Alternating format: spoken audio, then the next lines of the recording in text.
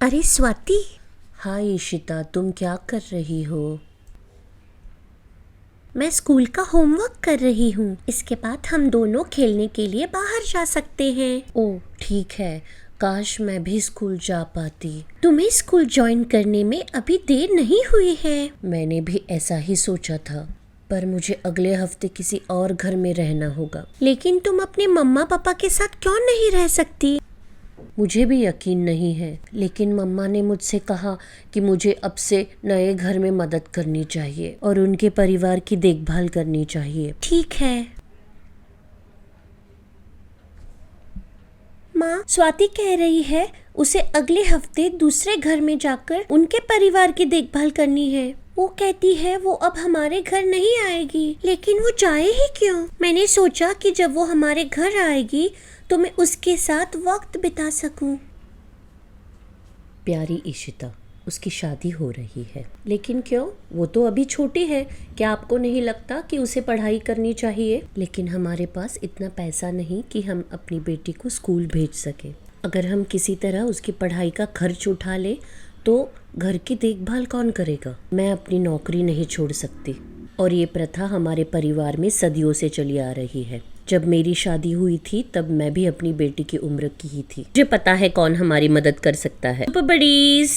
Hello Ishita, हमें ऐसा लगता है कि यहाँ कोई समस्या है। हमें ये समझने की जरूरत है कि बाल विवाह की असल वजह क्या है।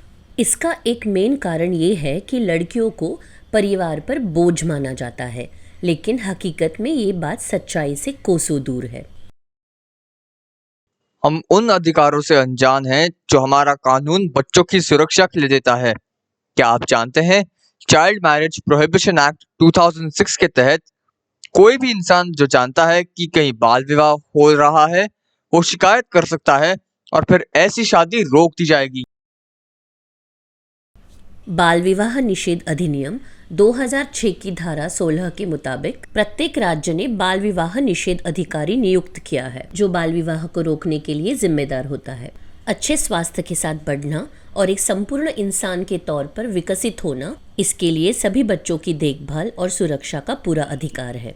बाल विवाह बच्चों से इन सभी अधिकारों को छीन लेता है। और चाइल्ड मैरिज प्रोहिबिशन एक्ट 2006 के धारा 9, 10 और 11 के अनुसार अगर माता पिता समेत कोई भी इंसान इस तरह की शादियों को बढ़ावा देता है तो उन्हें 2 साल तक की जेल हो सकती है और साथ ही उन पर 1 लाख रुपए का जुर्माना भी लगाया जा सकता है।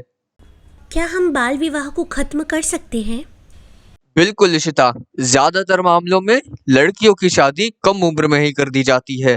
ये बहुत जरूरी है कि हम उन्हें उनके अधिकारों के बारे में जानकारी दें और उनके परिवारों को ये समझाएं कि लड़कियां बोझ नहीं, आशीर्वाद है। हमें इस धारणा को बदलने की जरूरत है कि लड़कियों की शादी तो दूसरे घर में ही होनी है, जहां उन्हें नई जिम्मेदारियां उठानी पड़ती हैं, जबकि उन्हें उठाने के लिए कम उम्र की लड़कियां तैयार ही नहीं हैं।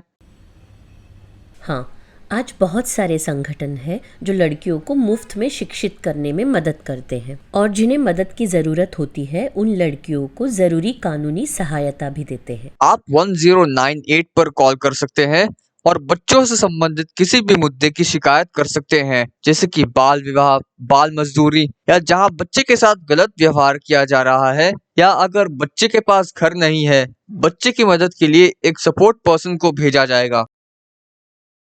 हमें बच्चों को याद दिलाना चाहिए कि वो इस तरह के मुद्दों को ना कह सकते हैं। उनकी मदद और सुरक्षा के लिए कानून है और समाज में उनकी मदद के लिए लोग भी हैं। Thank you super buddies. आपका स्वागत है बच्चों, आप सब सुरक्षित रहे।